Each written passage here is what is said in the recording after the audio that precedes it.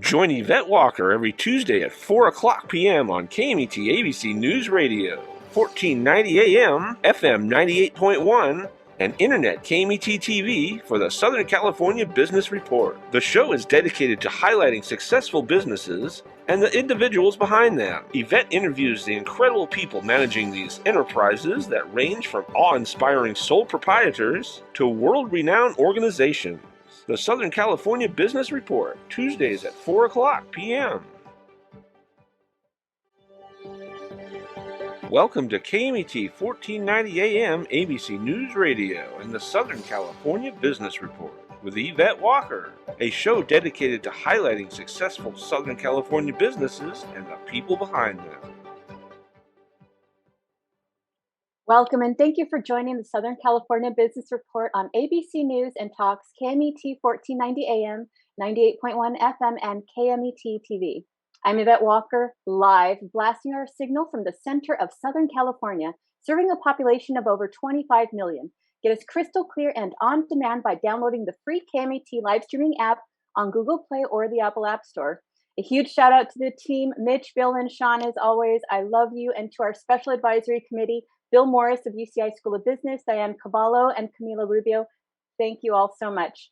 Don't forget to check out the Jay Kaplan Show, also on KMET, on Fridays at 3. And today I have the huge honor and distinct privilege of introducing today's guest, Mr. Jeff Burum, here to talk about what's new at Ontario Fury and coming changes in the world of major arena soccer, as well as the recent announcement by National Community Renaissance to issue a historic $100 million in a series of 2022 social bonds. Jeff Burum is the chairman of National Community Renaissance. In 1991, using his own resources, Mr. Burum co-founded National Community Renaissance, also known as National Core, in response to the need for affordable housing in San Bernardino County.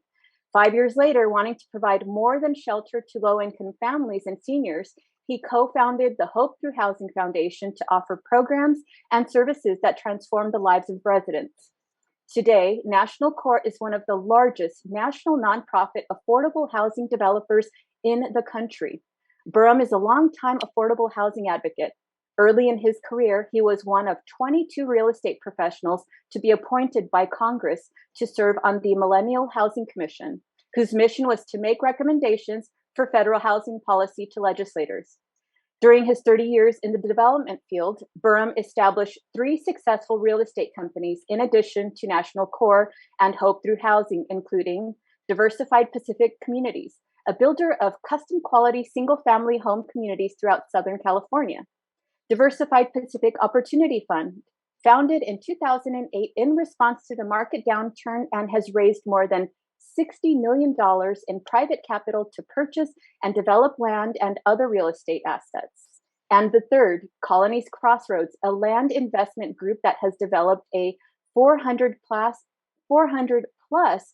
acre master planned community featuring more than 1,000 residential homes and more than 1 million square feet of commercial space, of which Burum is a managing partner.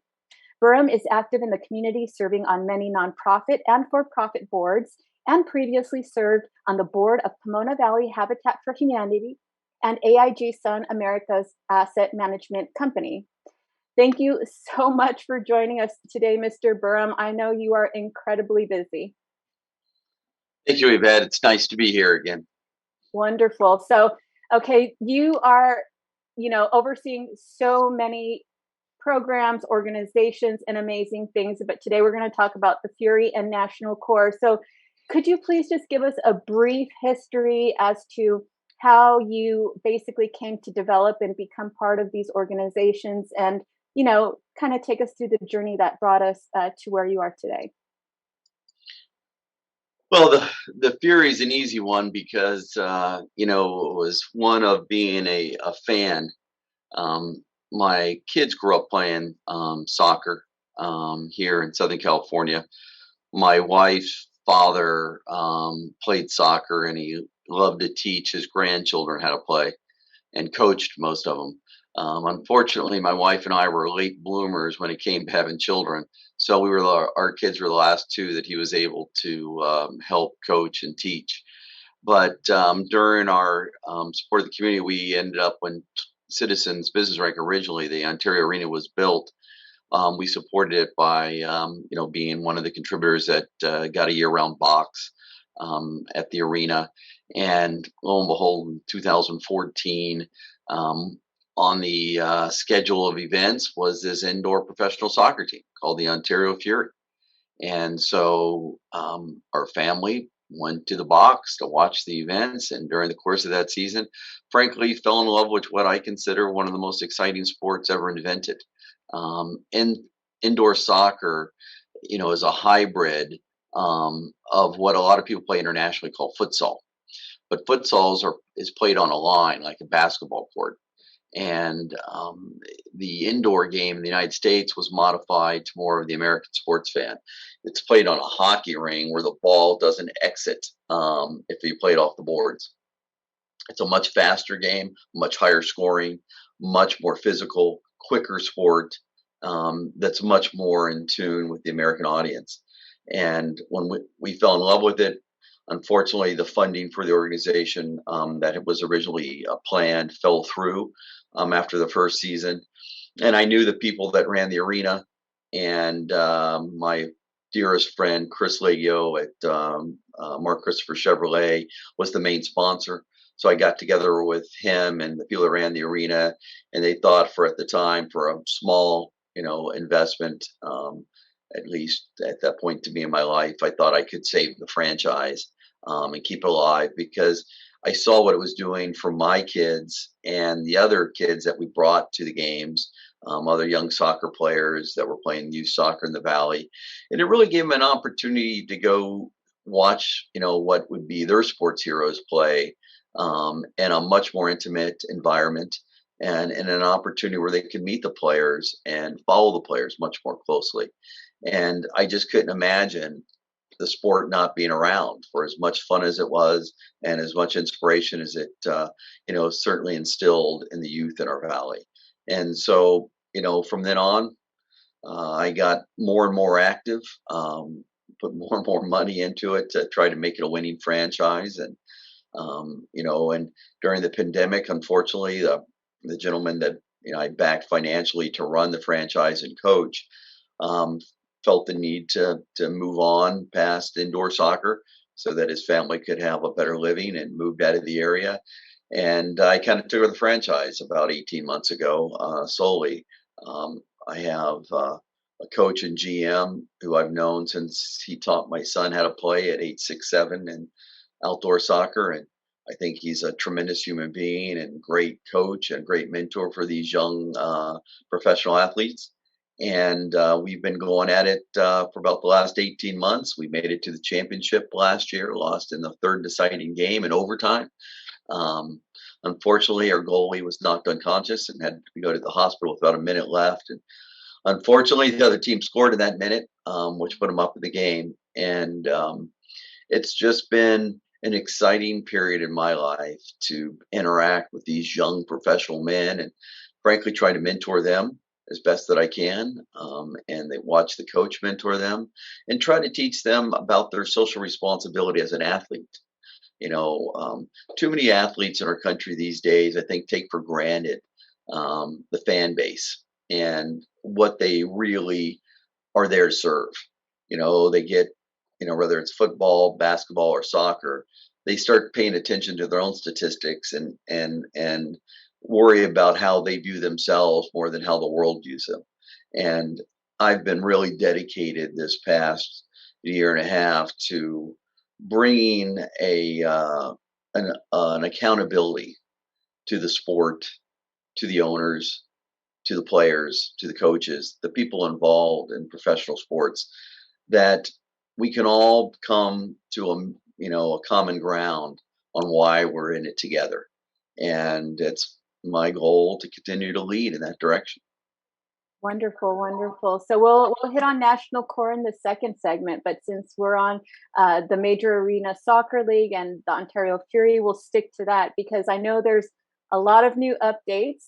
But before we go into that, can you talk about the Major Arena Soccer League, what that's about, and how that oversees the sport in general? Major Arena Soccer League actually is a new organization that replaced what was at one point called Major Indoor Soccer League with MISL. MISL in the 80s and 90s was more popular in many markets than the NBA franchises. They played in the same arenas, they drew more fans. It was before Major League Soccer (MLS) came into existence, and it's where all the former U.S. Olympic team, U.S. men's national team players played. It was the highest level of professional soccer in the United States, and really developed a following. And right now, we are in our new resurgence. We're trying to get back on national television so that people can see what an exciting sport it is, how talented these young men are. It's a completely different sport than outdoor soccer. For those that are American fans, the number of goals alone that are scored make it more exciting. But when you really see the athleticism of these young players, you see more bicycle kicks, for example, in our games. It's because of the boards. It's kind of a hybrid between soccer and hockey. With the three-line pass, you can't be offsides. It's just a much faster paced, more exciting game that we're trying to reintroduce to the American audience. We've brought in recently some really important people in the national soccer world. We have a new commissioner by the name of Keith Tozer, who is phenomenal in his understanding of the game and the people involved. We have, our new chairman, Shep, that is doing a phenomenal job. Former star, in soccer, and we just have a new resurgence on a national basis. We have teams from Mexico that we play against. We have regularly have franchises from Canada that want to get in, and it's really a North American sport. We are excited. We're trying to get indoor professional soccer as a demonstration sport for the 2028 LA Olympics. Oh, I wow. think if we're able to pull that off, it'll really bring a new resurgence and understanding of the game to a national audience. But in the meantime, we just got to grind it out and do it in our own local markets. And we get back on national TV, it'll rebring indoor soccer to what I think the old glory days were of when people watched it and understood it and really enjoyed it. Right, right. So as a soccer mom myself of three kids in AYSO, I've been to various soccer games and seen a lot of remarkable things, but I've also been to several of the Fury games and of the indoor soccer games at the Toyota Arena. And I have to say the energy, the excitement, the level of play and the dedication on the field that we see when we go to the games is just absolutely phenomenal and so exciting and a great way to spend a few hours just getting into something that is so positive, engaging, and fun, creating those memories with your family. And I absolutely love it. But I also know that during the time that I got to enjoy some of these games, some safety issues kind of surfaced. So can you please walk us through some of those safety challenges that you identified and what has occurred as a result of that? Well, every sport goes through an evolution of understanding, right? And so the NFL went through it and the concussion protocols, but sometimes we react too slow. And as a national league, I really believe that if you put the player safety first, and all protocols, that the players will give more and understand more from the league and from the different owners of the different franchises, that we really care about them and we really care about their health. And certainly in the Fury organization, we care about them as citizens. We care about them as part of our community. And so it's really, I'm in it for one reason. I'm in it for the players in our community. So it wasn't hard for me to remove all other conflicting data points about money, about rules, about process, to put the players' safety first. And so, there have been some issues in the league. There have been issues about the quality and type of ball sometimes being played. Sometimes it's about the inconsistent carpet in which we play on. Sometimes it's about, the boards. We've obviously been through a pandemic here in the last couple of years. My team, with only 6 other teams in the league, played through the pandemic.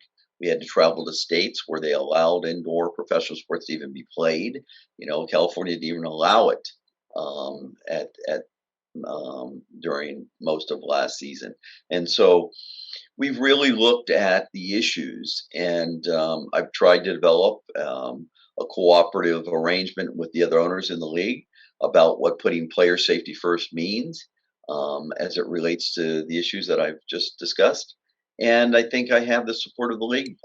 They most recently named me the chairman or head of whatever my title is, of a health and safety committee to analyze the issues affecting the game and try to come up with recommendations to make it better, make it safer, make it more enjoyable, make it so that these players understand that these fans and these owners are on the same page when it comes to the entertainment, their lives, their livelihoods, and really want to make sure that we're doing what's best so that we can really make the community feel part of our franchise, part of our sport, part of our Fury organization. Right. And so I have been able to be on the ground floor and see just how much you do dedicate to safety and the care and the love that you do have for your fans and for your players, just in the way that people are allowed to come into the arena, right? So there is a protocol there where you must have your vaccination card so that you can enter, or conduct an on-site COVID test, which is extremely streamlined, super fast, very efficient, and that in itself speaks volumes. Can you please talk a little bit about that in relation to your fan base and the Fury organization as a whole? Well, obviously, we'd all like to see this pandemic behind us, Right. but it's also part of the reality in which we live today. And so, whether you're a libertarian, you believe in freedom, um, isn't the point. It's about following, government regulations when they're imposed. And so, indoor sports in California in particular are required to have vaccination cards. Our first opening game, we had COVID tests because if you received a negative COVID test, you could also enter without a vaccination card. But in the first game, we had a lot of fans that were turned away, over 1,000. They Right. couldn't get in the arena. And that really hurt us and our reputation. So, fortunately for us, we were able to get some sponsors to step up. We have a great organization that's helping to administer COVID tests. They come in with a half dozen or more employees that will quickly process you with the COVID test. They or identify you with a vaccination card and get you right into the arena. We've recently, for the safety of both the players and the referees and the fans, to the dismay of many of my local fans, they don't like us to put up the hockey glass. We used to be able to, at the midsection at least of the pitch, the field, we used to have only 3-foot boards so that as a fan you could lean over the boards and watch the game, and it's much more interactive that way. But I got hit with the ball last season right in the head from Oh, probably 15 feet, and I will tell you, and this gentleman missed where he was going with the ball, and so it probably hit me at probably 80 or 90 miles an hour when some of these balls can go to 120, and I will tell you it dazed me. So I can't imagine. And some of the issues this year where we have a new ball manufacturer that's trying to figure this out with us. But the challenge is whatever the makeup of the ball is, it hits a little harder this season, whether it's the density of the cover or whatever it is. You can't really tell from the weight of it or the PSI because they're all within, the structural proper, parameters of what makes a proper, soccer ball. But again, sometimes measurements aren't ideal. And so the ball itself has knocked a couple players this season unconscious, or at least dazed them where they had to go in concussion protocol. We've had players that over the years that have broken legs, torn ACLs, regularly have problems from playing the game. And it's the natural, part of any athletic sport where injuries can occur. But if we can do things as a league, or I can do things as an owner that protects, the safety of my players, the referees, the officials, the fans, that's my responsibility. And so, again, we have some fans that are happy that I put up the glass. But for now, while we're trying to figure this out with the ball in particular in the COVID times, because those balls are supposed to be clean before they're put back in play. But I've regularly seen the ball not cleaned and thrown back into play quickly for speed of play, because obviously we like to keep our game to 2 hours, which is the optimal time period for professional sports based upon, statistical national averages of attention span of the viewers. And so in order to do that, the boards help, and it certainly is a smarter thing to do for player and fan safety, but it's not necessarily the best just for the enjoyment factor. Right. So, in your new role of the chairman for the safety committee for Major Arena Soccer League, what other opportunities do you foresee by implementing, policies for the players on the field? Well, I mean, I really think, standards around the league. We have, like baseball fields, we have different size arenas.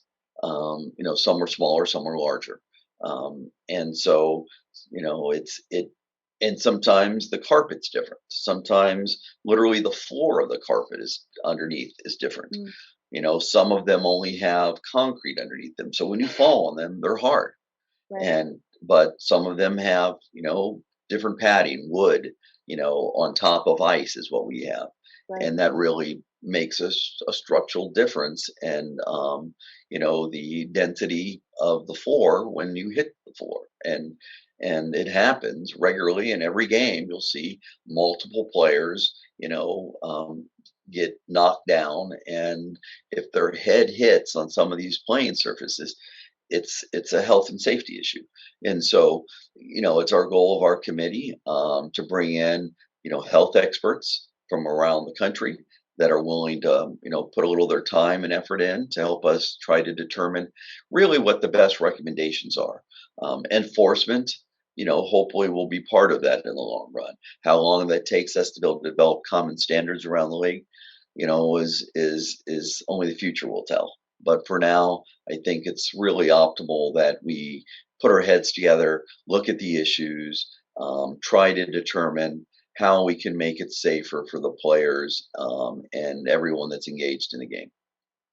Right. Well, that is going to be critical, creating a best practices, standard operating procedures for a model that can be duplicated, across the landscape. So can you talk to us about what's coming up next with the Fury, who they're playing, and what your plans are as you move the team forward?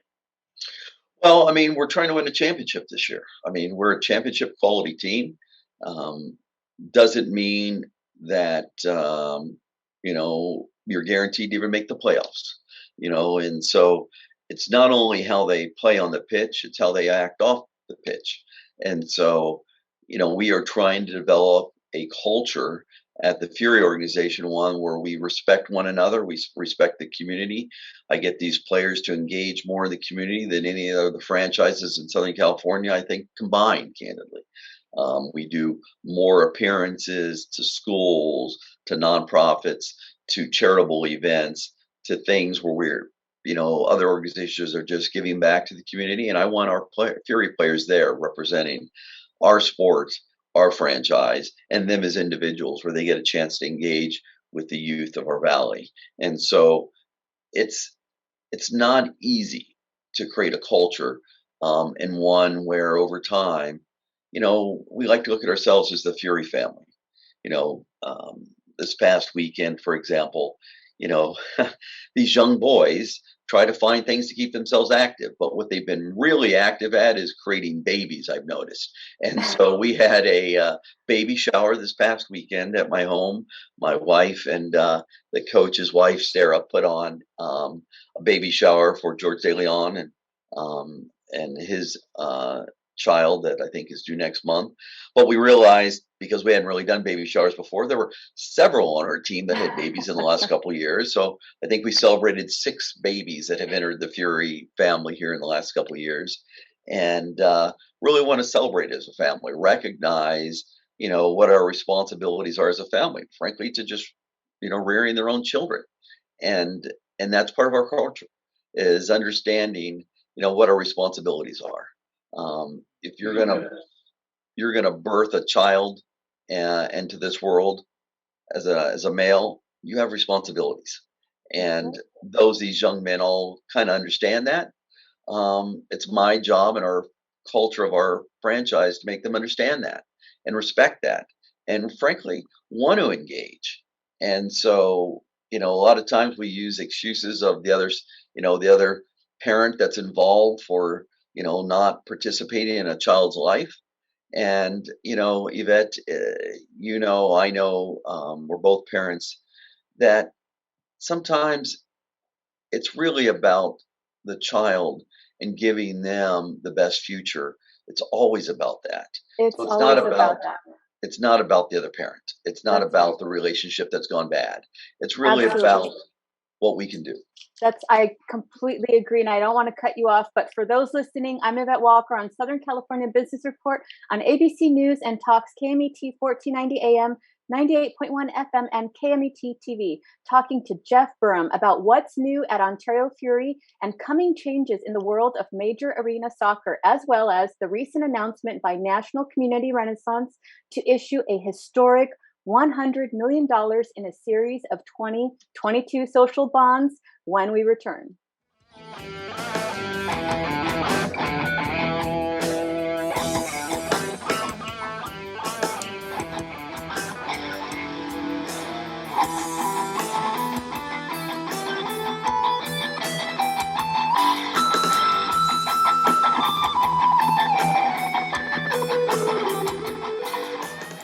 The University of La Verne is rated first in California for alumni satisfaction. Learn more about accelerated programs offered online and on campus in La Verne, Irvine, Ontario, Burbank, or College of the Canyons. Visit go.laverne.edu. The University of La Verne. go.laverne.edu. City of Hope is driven to making a difference in the lives of people with cancer and diabetes. We accomplish this by conducting innovative research and providing outstanding care. If you or a loved one has received a cancer diagnosis, go to cityofhope.org to learn more about how our innovative approach could change your outcome. Being sued and don't know who to turn to? The insurance company won't defend you and your family in a lawsuit? Stress no more. Call the Walker Law Group. We are the law on your side. Just call 909-989-3200. 909-989-3200. Every 2 seconds, someone needs a blood transfusion. Be on the giving side. Livestream Blood Bank supports patients in 80 Southern California hospitals. Call 1-800-TRY-GIVING for more information and to set an appointment.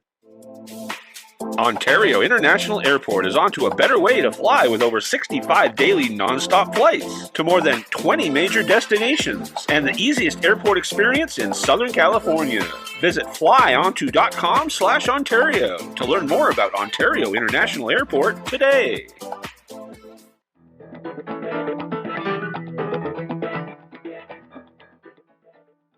Welcome back. For those listening, I'm Yvette Walker on Southern California Business Report on ABC News and Talks KMET 1490 AM, 98.1 FM, and KMET TV, talking to Jeff Burum about what's new at Ontario Fury and coming changes in the world of major arena soccer, as well as the recent announcement by National Community Renaissance to issue a historic $100 million in a series of 2022 social bonds. Thank you again for being with us, Mr. Burum. Thanks again, Yvette. Okay, so before the break, you were talking about, again, reaching a whole new level of social consciousness as you talk to your players and you reinforce and, reconnect and emphasize that importance of family and fatherhood. I think it's absolutely brilliant. Would you care to expand on that a little more as well? Well, it's things that we all know in life. I mean, but sometimes it's good for us to establish parameters and an understanding amongst ourselves. And a lot of times when you have employees or players, um, sometimes we forget that they have personal lives. And how you live your personal life affects you on how you perform at the office or you perform on the pitch. And so I think the better you perform in your personal life, the better you perform on the pitch. And so I want to remind my players of that. And I want to remind them that they can achieve anything in life, and so can their kids. But it's really how we teach them, how we bring them up with their proper values. And it's really tough to do it if you're not involved in their lives. And so, regardless, again, of whether you're still married, still involved with the mother of your child, the fact of the matter is, we all have responsibilities to help make that child the best they can be. We're all on this earth to make it a better place. I'd like to make sure, Yvette, when you and I pass, that we've done our piece of making the world a better place. And if we can have these young soccer players in my world continue that legacy of making the world a better place, then by golly, guess what? This world's going to be a better place. That's right. That's right. One life at a time. And you have every opportunity to do that with those players. I think it's absolutely remarkable that you are doing that. Thank you for that. So now that we're on this side of the break, we're going to focus on National Core and their tremendous announcement that they unveiled recently. But before we go into that, can you please just give us, again, a brief overview of National Core and what prompted you to pursue the efforts for affordable housing? Well, that one's easy. I grew up with three other siblings by a single mom. Um, you know, my father had addiction issues, and that led to the separation and eventual divorce of my parents. And I watched my mother struggle from being a homemaker to needing to raise four children and have enough money to do it. So we didn't have the most comfortable upbringing, though, frankly, from my perspective, it was, much better than many other people in this world had. I had, a roof over my head. My mom made sure we were always fed.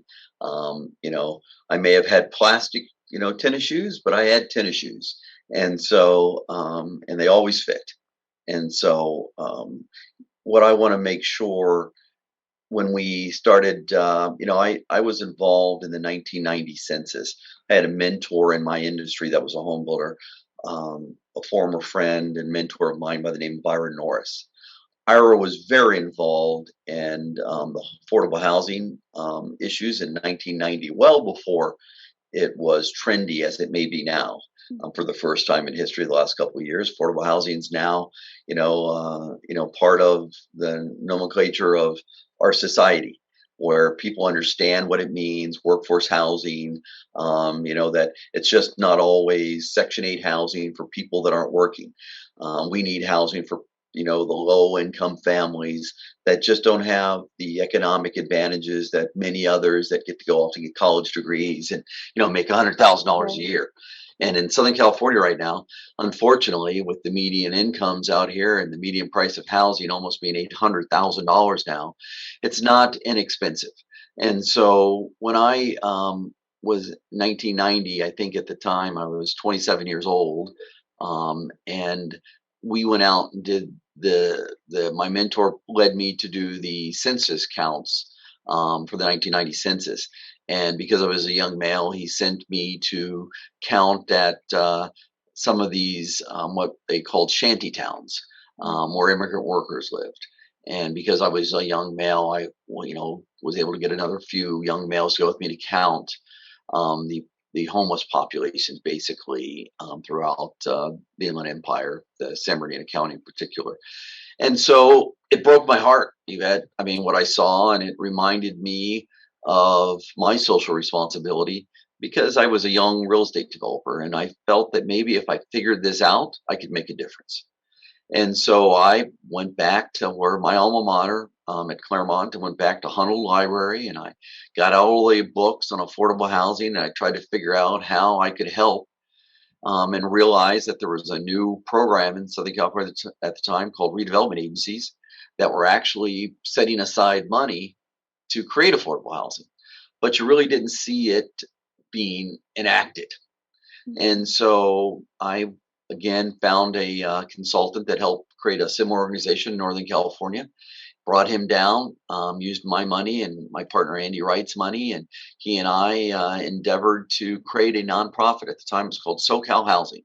SoCal Housing was originally conceived to provide housing predominantly for those in need, and obviously based upon my personal model and Andy's model, who also was raised by a single mom. We really knew of the need of the number of single moms out there raising their kids. And so we really started with the idea of creating daycare and after school tutoring programs for some of these, what the industry term of latchkey kids that would come home for school and be there on their own until their parent or mother or whomever got home. And so we started with that. It didn't really start off with that great vision. What we found that the cities really wanted to do was fix their problems in their cities. Some cities had, fourplex neighborhoods that had become abandoned by the owners and had been taken over by drug dealers. We ran into old hotels and motels that the cities wanted to fix, so we had to convert them to like senior housing, so that we could kind of find a middle ground. So we provided affordable housing the way the cities wanted. But as we got more successful, we were then able to not only do new projects the way we originally wanted to do them, we were also able to add eventually into the social service programs, the daycare centers, the after school tutoring, English as second language courses, resume building for some of the Latin population in Southern California. Then we got into the healthcare for the seniors. The wellness became important to kids as well as the adult population that were being housed.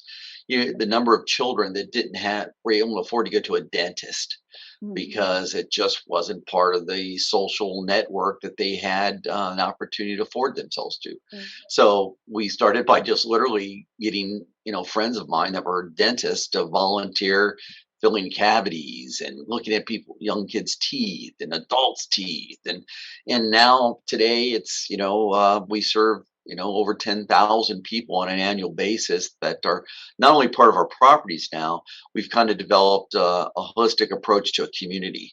And so if people next door to our buildings need, we try to find a way to integrate with them. And so they can use our facilities, our services, and it's a never ending pursuit because the poverty cycle isn't done. And the homeless population in our country is only getting worse with the rising cost of housing. Right. And so it's remarkable that you were able to develop something not only that's holistic, but incredibly sustainable from the sense that, you're not only offering affordable housing to families that need it, which, are, I'm sure, just growing by the day. But you're also creating programs that will help elevate those families and get them to the place where they want to go with the support that you have integrated into your facilities. Can you talk about, kind of the genesis of that and how that's evolved over the years at National Core? Well, like I said, it started with some pretty basic programs, but now, what we see, we recognize we have a big gala every year, and we try to profile some of our residents that have been with us or been through our program. But now we have kids that we've helped get scholarships to Notre Dame, that grew up in our properties that, originally their parents could never dream of getting them into a school like Notre Dame. We have families that, because of our affordable rents that we've charged them and helping them with their budgeting issues, to understand how to save up for a house, they now bought homes for their own and for their family. So it's a cycle that we try to create the tools for our residents to use.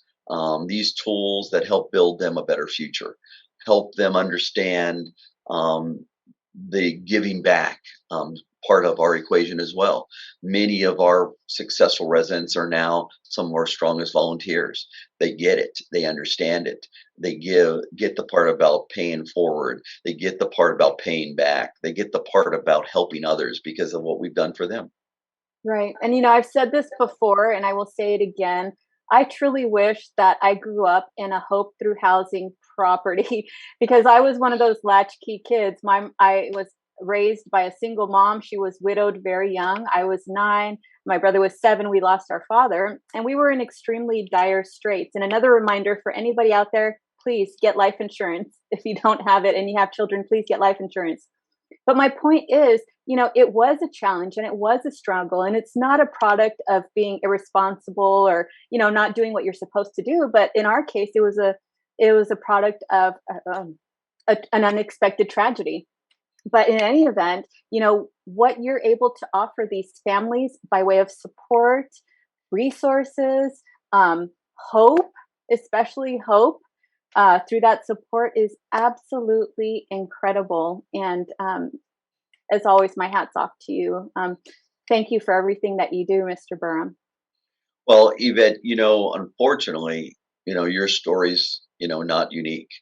The number of deaths that I've seen cause homelessness in families, the number of divorces, the number of lost jobs, when a father loses his job, during even a pandemic, it's tragic to a family. And so we need to make the affordable housing industry, 100 times larger than it is today, so that it is a safety net for families in need. And most of these families, struggle, but they eventually get over the hump if they have that safety net. They have that initiative to make their lives better. And so, we at National Core now have literally lived a life of trying to lead by example, how better to do things. When we started this organization in 1991, I was a for-profit builder, so I thought like a for-profit. I didn't go off to Harvard and study social programming and, try to understand the poor. I grew up poor. Right. So I kind of understood it from, my roots. And so we've always realized that it's about doing it better. And so when we created SoCal Housing originally, now National Core, we did it with a model that would be sustainable, not only for the families, but for our own organization as a nonprofit. We created profit centers. It's crazy. Back in those days, we were actually accused of being bad people because we wanted our nonprofit to have, generating income from property management first. And, when we were able to do our own property management, we were able to lower our cost. And we were able, because we were doing it all in house and hired our own employees, so we could manage our buildings less expensively. And frankly, that gave us a bit of a competitive advantage when it came to scoring and competitive applications. And that made other nonprofits, not happy. But what I will tell you is it's led all the other major nonprofits into now they manage their own buildings. And that's the model they should have been doing from the very beginning. You need as a nonprofit to be able to sustain yourself into the future. You can't just rely upon the government to give you money. And so we've created a model now. Not only do we manage our own buildings, but frankly, we originally used my general contractor's license as a for-profit builder to build our own buildings. Now, by the way, I'm a volunteer. I am a volunteer chairman. I have created an organization that I have no legal ownership rights to. I absolutely care and believe that what we've created is something of perpetual motion, that one of these days I dream it's going to be better known than the FHA. And so we are a sustainable model because at any given moment, we don't have to build another unit, though I pray that we continue to build thousands of them a year into the future. But we have enough income coming in where this organization's going to be into the future for a very long time. And so that's the model we continue to follow. So let's go into the big announcement that came out just last week. Um, Please share with us what this $100 million historic offering of bonds for affordable housing. Please talk to us about that, what that means, what that looks like, how those are going to be offered, who's going to be able to, purchase them. Please give us a rundown of this incredible update. Well, it was a dream of mine back in 2000 when I was on the Millennial Housing Commission that I really thought when the interest rates, were in the 8-9% range, that there was socially conscious capital out there.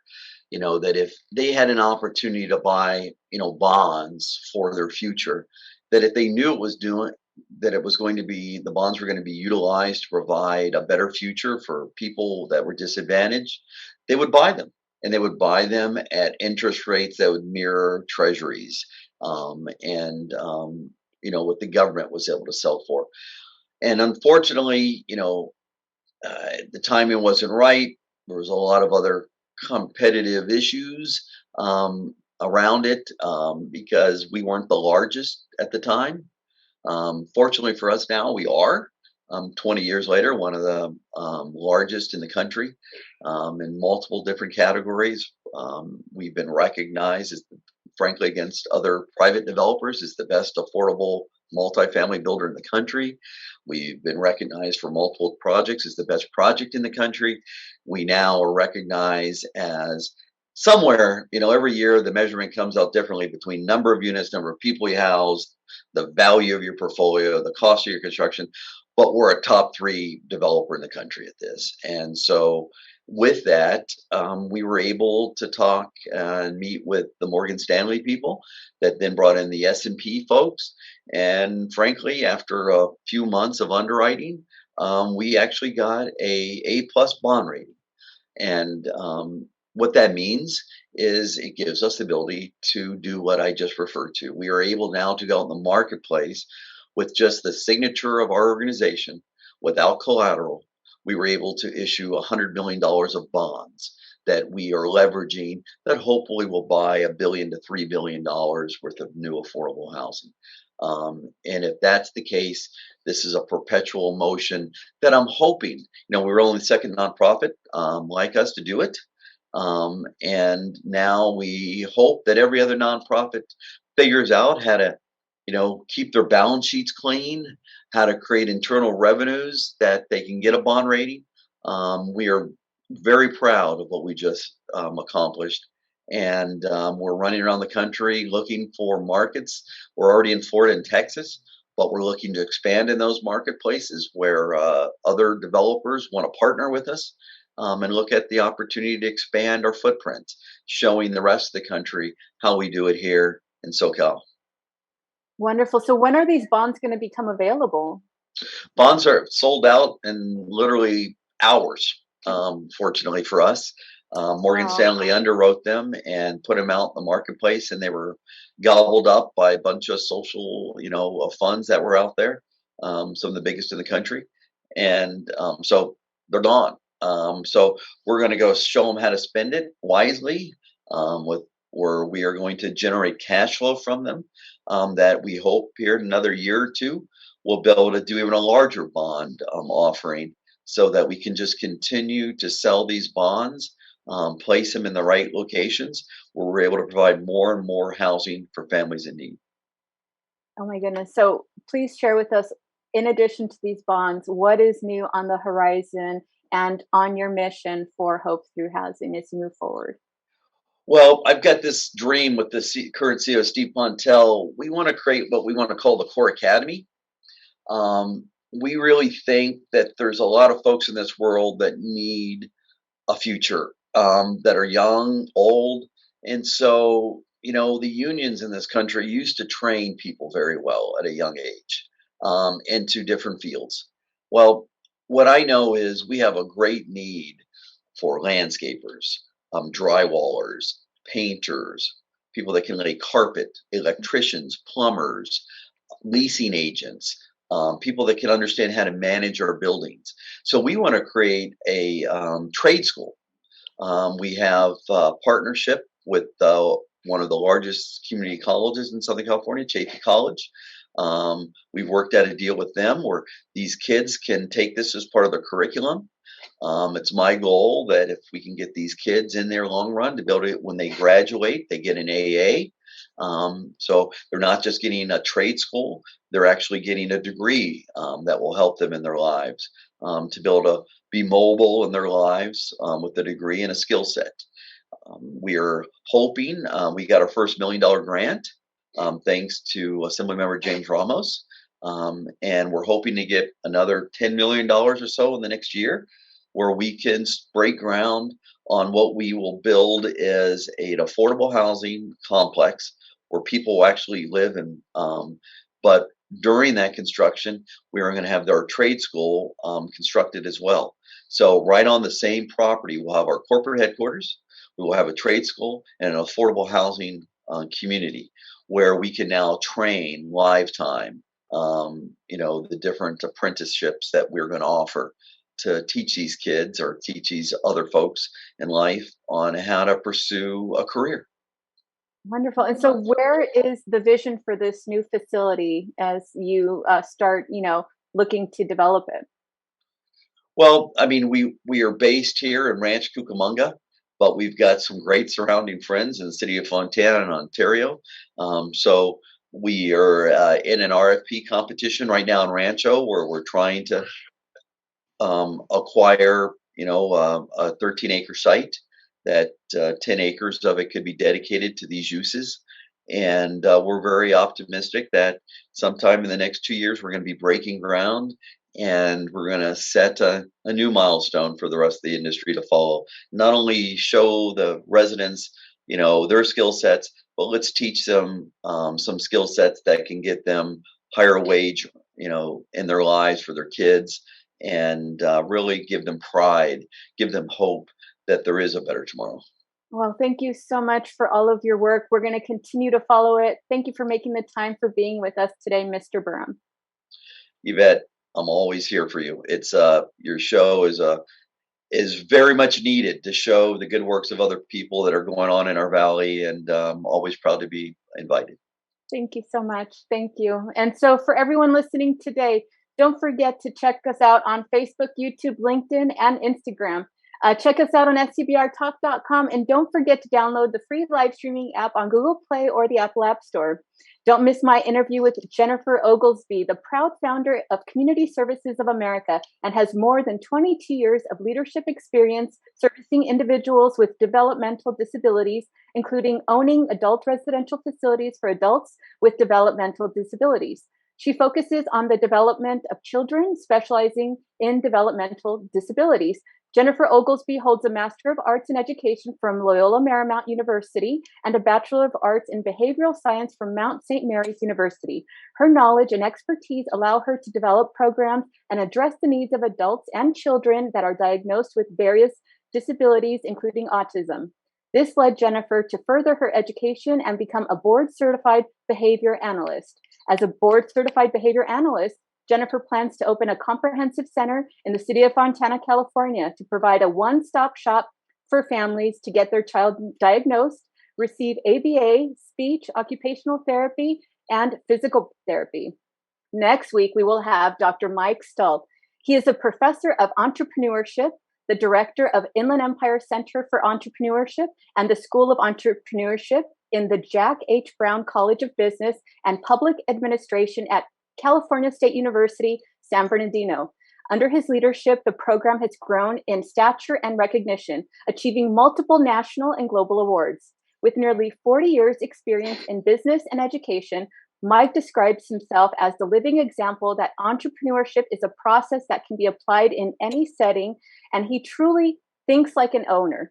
At CSUSB, he has raised over $39 million in grants, contracts, and sponsorship, and spearheaded the establishment of the School of Entrepreneurship, the first and only school of its kind in California. So don't miss it. We will see you next week.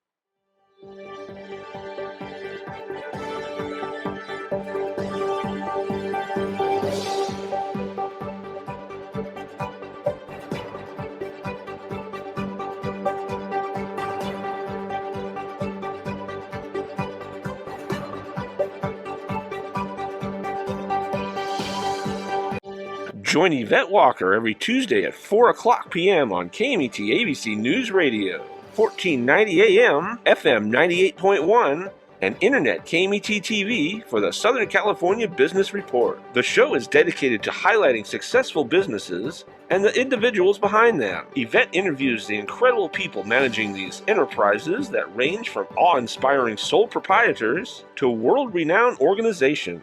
The Southern California Business Report, Tuesdays at 4 o'clock p.m.